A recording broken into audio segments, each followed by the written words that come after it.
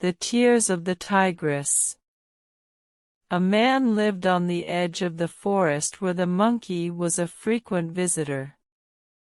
The garden was full of fruit trees, with bananas, coconuts, and breadfruit, all of which the monkey loved to eat. He also liked to play and swing in the trees. Often, he hung upside down and pulled faces at the children. Sometimes the man was tempted to pick up his gun and take a pot shot at the monkey, but his children said, "No, Daddy, don't shoot the monkey, he's really funny." So he put his gun down and called out, "Stay away from bananas, you thieving monkey, or next time I will shoot you without mercy." But one time when the monkey visited, the house was unusually quiet.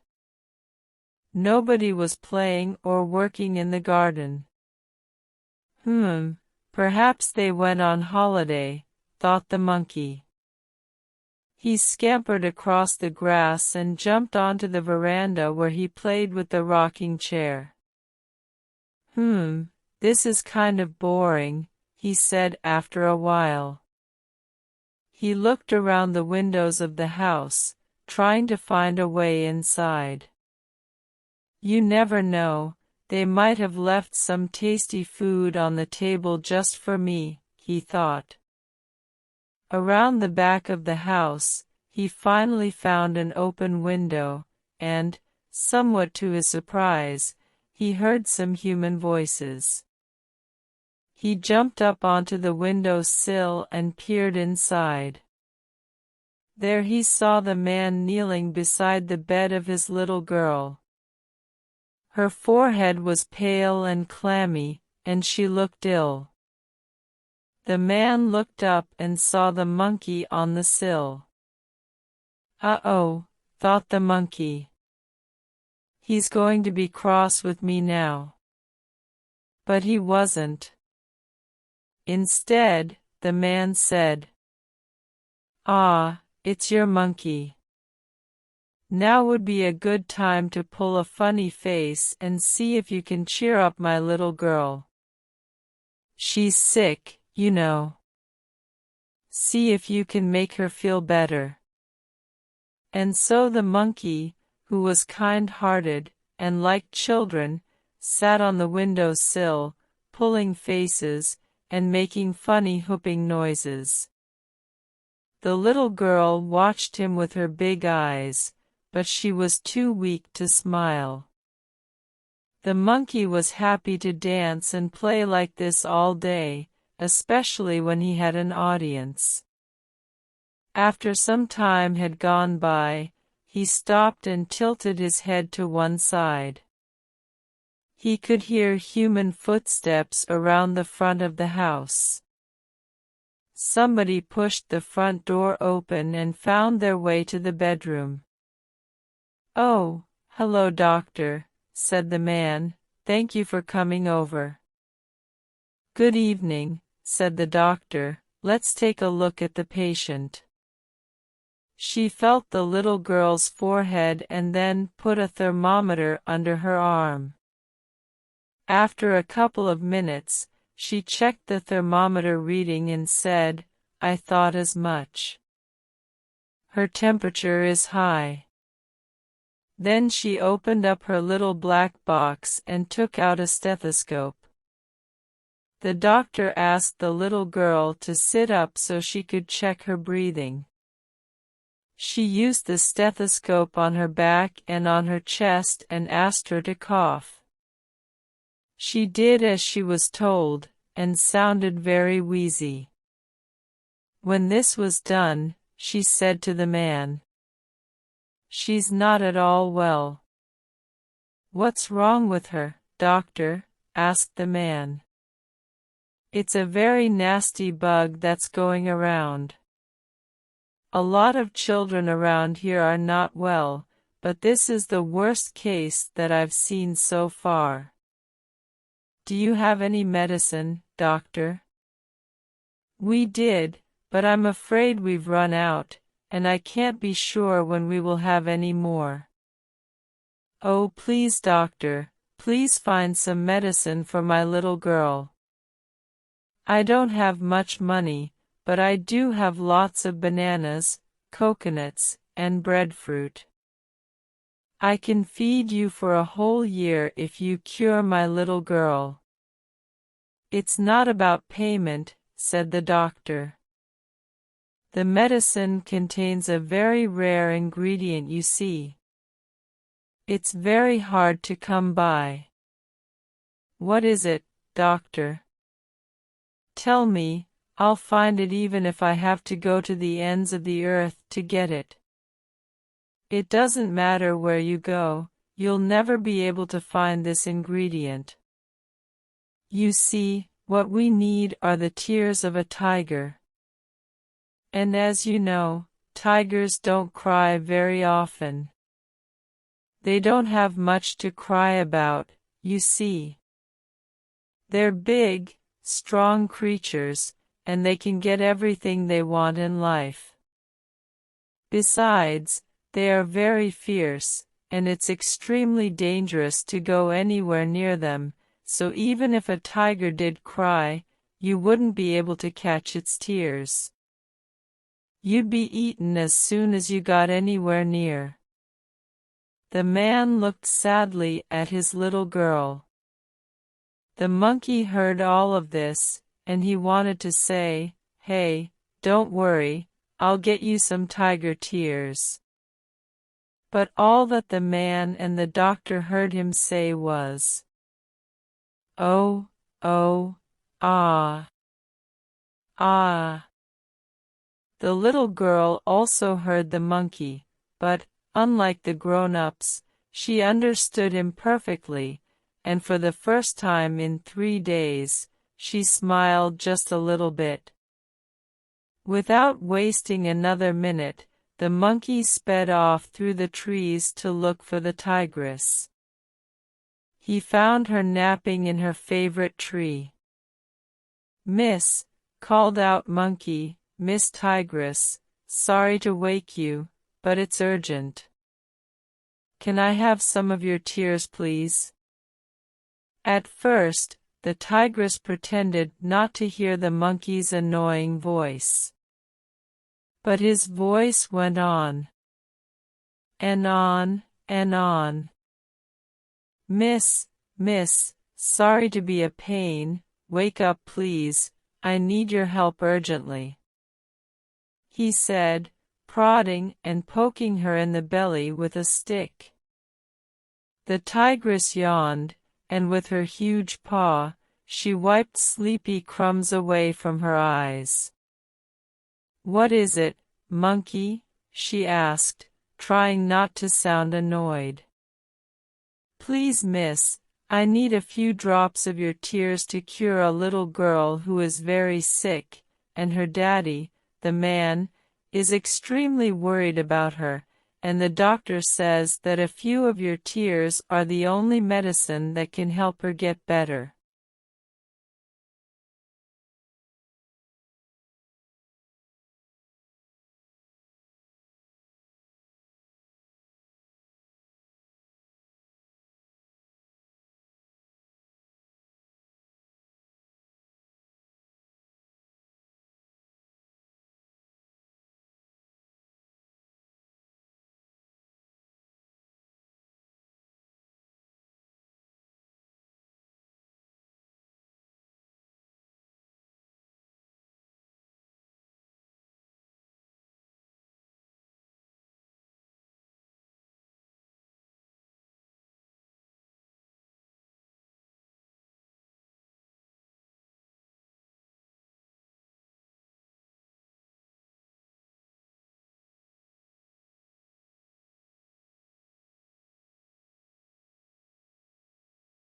The monkey carried on jumping and swinging until he was a safe distance away from the tigress. Then he thought, "That was a bit too close for comfort. I will have to use a trick to collect some of her tears." and so he climbed very carefully back through the trees, trying not to rustle any branches until he was close to the tigress's sleeping tree. He could hear her snoring, softly for a tigress, but not so softly for anyone else. Snore. And as she snored, her stripy tail was hanging down and swaying to and fro. The monkey jumped from the tree, grabbed hold of her tail, and swung on it, chattering and singing at the top of his voice. The tigress roared and jumped down to the ground, where she chased her tail round and round as she tried to catch the monkey who was hanging off the end of it. Eventually, the monkey let go of the tail and went flying off into the bushes. From there, he saw that the spinning had made the tigress completely dizzy. She was wobbling on shaky legs, but she wasn't crying. "Oh darn it," said the monkey. "That didn't work. But fortunately, I've got more ideas up my sleeve." For his next trick, he found the porcupine asleep in her den, and he carefully picked out one of her spikes. The spike was extremely sharp, just like a little spirit was. The monkey returned to the tigress's tree, where she was sound asleep on her branch. This time she had been careful to tuck her tail underneath her, so no cheeky monkey could grab hold of it. Little did she expect what the monkey would do next. He used a vine to swing up to the tigress and stuck the spike into her bottom. The whole jungle heard how she roared with fierce pain. "You again, monkey. You're the most annoying monkey who ever lived. That's the last trick you ever play on me. Next time I see you, I'll have you for my supper." The monkey watched the tigress's tantrum from the top of a tree, scrutinizing her eyes. But although she was spitting with rage, she did not shed any tears. "Oh bother," whined the monkey. "Third time lucky, they say." But try as he might, he could not think of another trick. He sat on the great rock, where monkeys meet to discuss their plans, and he thought long and hard, but no idea came to him. Eventually, the snake, who was slithering nearby, hissed, "What's wrong, monkey? You look puzzled." "Yes, I am," admitted the monkey. "Snake, you know lots of things, don't ya? So tell me, how do you make a tiger cry?" "Simple," said the snake. "Use onions. Onions are famous for bringing tears to the eyes." "Brilliant, snake," said the monkey. "I knew you'd have the answer. But hang on. Where can I get some onions?" "I saw some last time I was in the man's garden," said the snake. "They smelt so strong they made me cry my eyes out."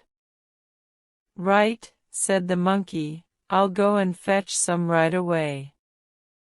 So the monkey rushed to the man's garden and dug up a dozen onions. It wasn't stealing, because he was going to use them to collect the tears of the tigress for the man's daughter.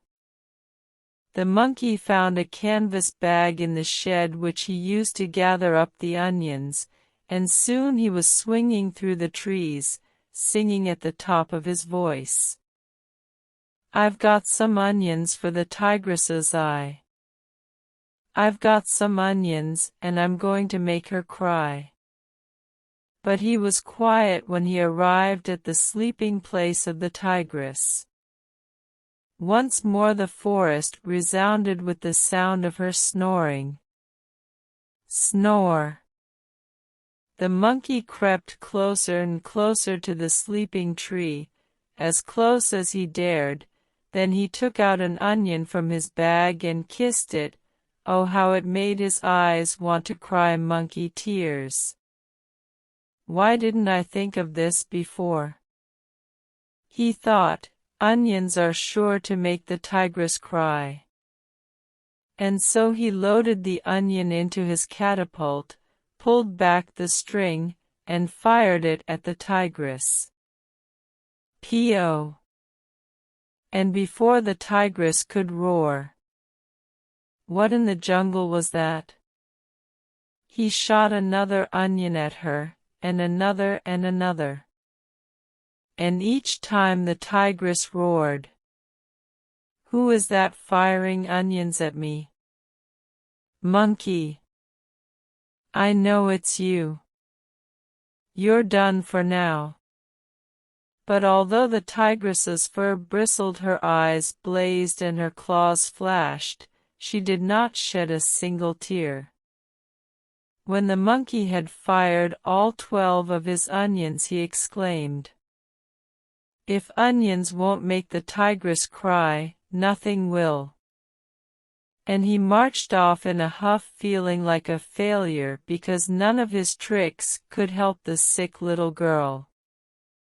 As he stomped down the jungle track, it began to rain and the wind began to blow.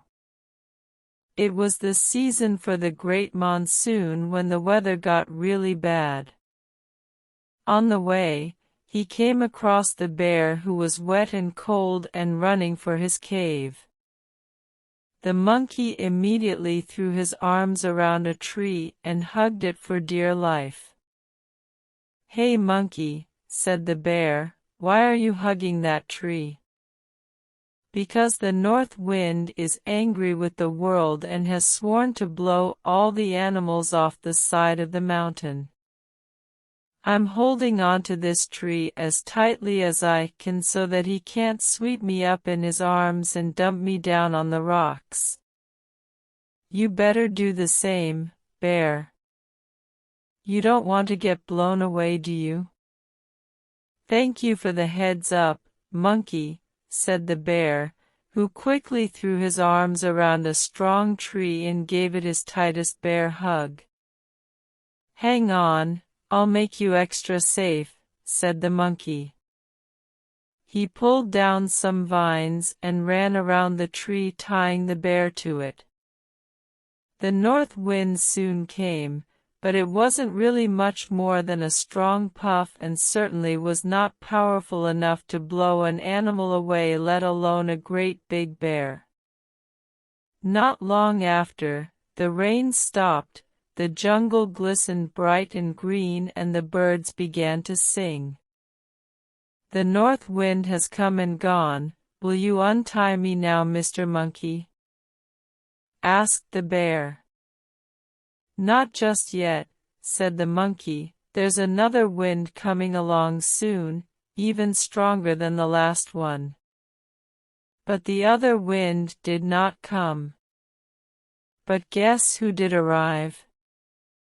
Someone big and strong. Yes, you guessed it, along came the tigress, who was now wide awake and ready to enjoy the beautiful day.